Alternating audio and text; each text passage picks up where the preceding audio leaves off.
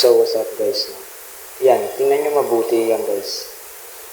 Rene-repair ko siya kasi nagpalit ng desisyon yung may-ari. Gagawin natin siyang wall mounted. So, ipapakita ko sa inyo mamaya kung bakit kailangan siyang gawing wall mounted.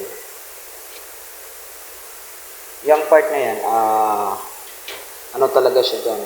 Flexible house yung ginagamit dyan kasi nasa ilalim siya ng lamesa. Ayan o, tingnan nyo.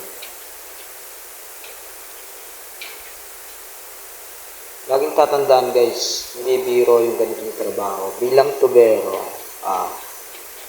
nagtitiwala kami kung ano yung ginagawa namin at kung ano yung kakayahan namin.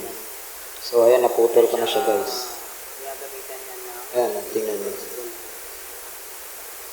Repair yan. Yun naman yung taas, yung paglalagyan natin yan. Diretso yan papunta sa taas. Yan yung pinutulan. Yung ano. Yan o. Gagawin natin siyang wall mounted. Diba? Sobrang struggle. Ito yung pinaka-struggle na trabaho. Yung tapos mo na siyang gawin, but kailangan pa siyang ulitin kasi kailangan baguhin.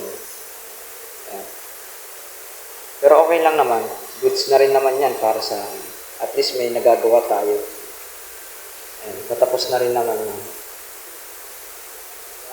Diba? Ang ganda. Ang ganda guys, no? Yun, no? Yan.